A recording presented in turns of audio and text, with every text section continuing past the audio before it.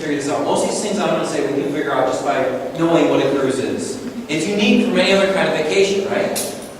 First of all, you're isolated from the rest of the world. A cruise ship is removed from land, and all the problems this world could offer. There could be a war in the country from which you took off in, and you would never know it because you're on the ocean just cruising along somewhere.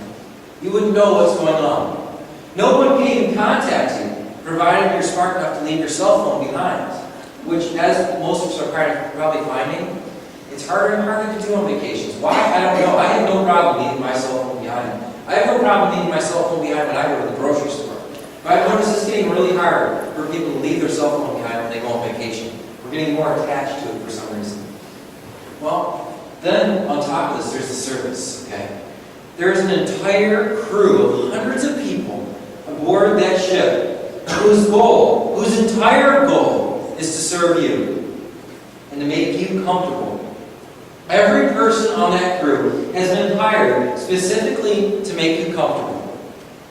They cater to everything you could ever want. Now, the people who pay to go on a cruise like this may be pleasant for the most part. They might be nice people like you. I mean, I think if... this is maybe hard.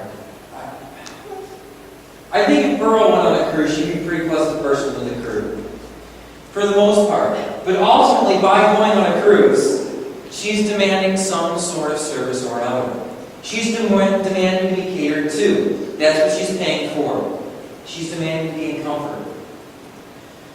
They're demanding to be catered to, and they pay for it.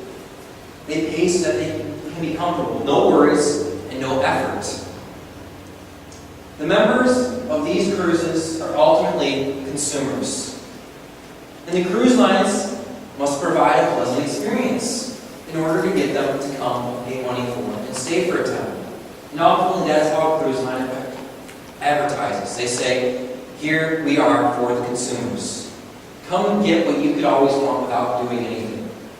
Come and be served. Now, this description of a consumer mentality that is shown on a cruise ship is an example that Reuben Shelley used in his book, Jesus Community. If you're unfamiliar with him, he's a very prominent author within the Church of Christ. And he's actually the president of Rochester College, where I graduated, where Sarah is going right now. And he used this to describe what we are in fact allowing the church to become.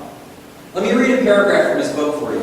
It says, our conviction, this is Reuben Shelley's and his co-author's conviction, is that the Church of God is being dumbed down and devalued by such an approach.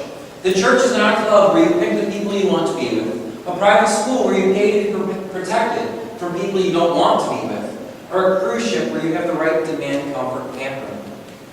Ultimately, I think this is what's happening in probably every single church to some degree or another. We are all guilty of this. I'm guilty of this. I have an idea of what church looks like and what is comfortable for me. And so I want to make it comfortable. Not because it's necessarily the best it could be, but because that's where I'm comfortable.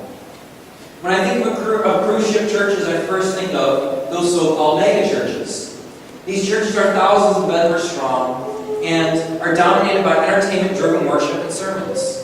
They have flashy lights and big stages with professional quality skits and drama teams. Then, of course, they have a club and a group for everything. From the fishing group to the hunting group, to the sewing group, to the knitting group, to the dancing group, to the we just want to sit and talk group, to the we want to play board games group. There's one of everything. Because they ultimately want to appeal to what makes us comfortable. They're titled seeker-sensitive churches.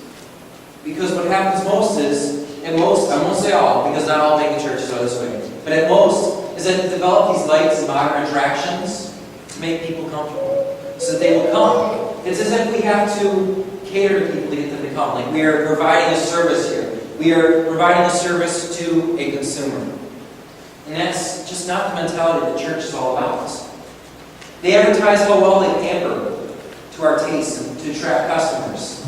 And they come across spiritually shallow. Now the problem is, this is great to talk about, right? When it doesn't deal with us. I mean, as with everything, it's always great to say, yeah, they got this all wrong, right?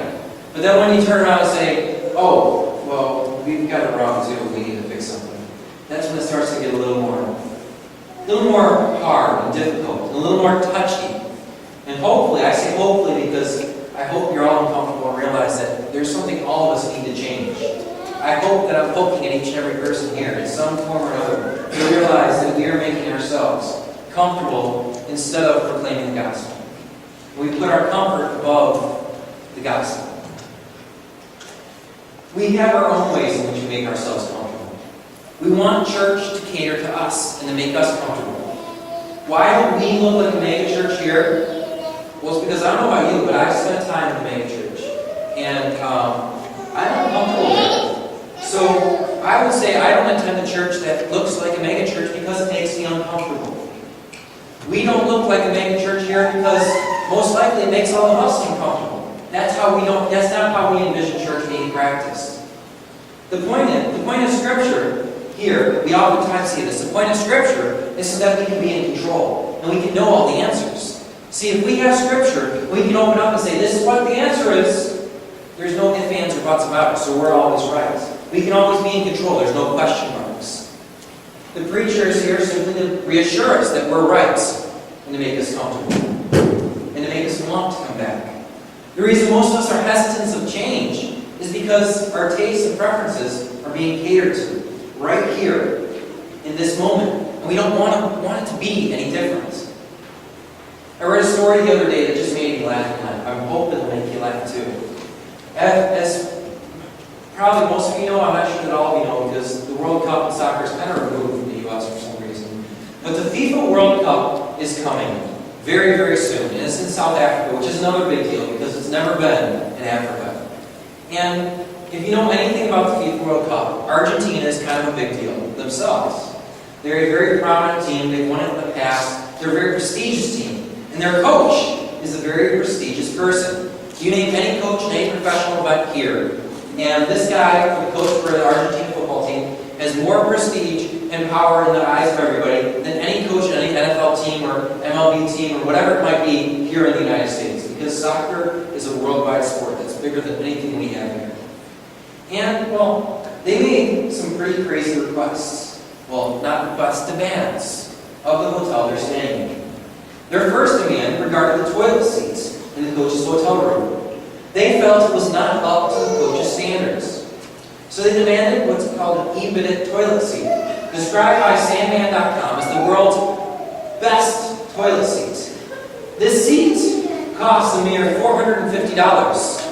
Now remember, this is just the U-shaped seat. Nothing else, not the bowl, just the seat. Now, it's a heated seat with dual sprayers and some kind of cleaner, among various other things.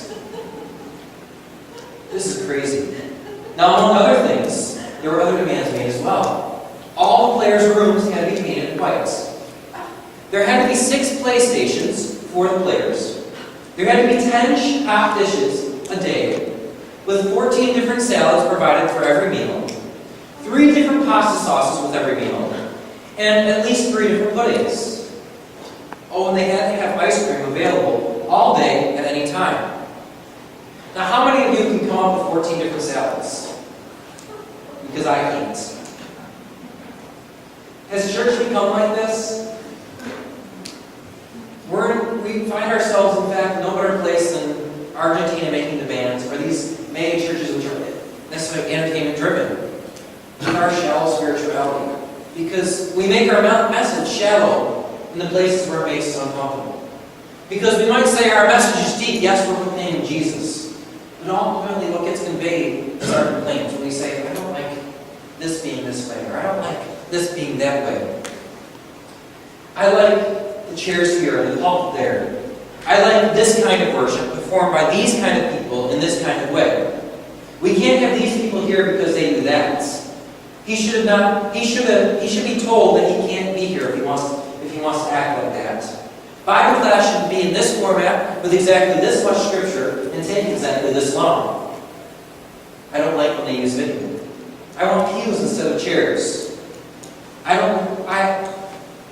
Well, now I'm thinking I want a heated toilet seat too. So, our message may be proclaimed differently than the rest of the churches, than other churches, but ultimately, we ourselves come with a consumer mentality. This is what I like, and this is how I like it done.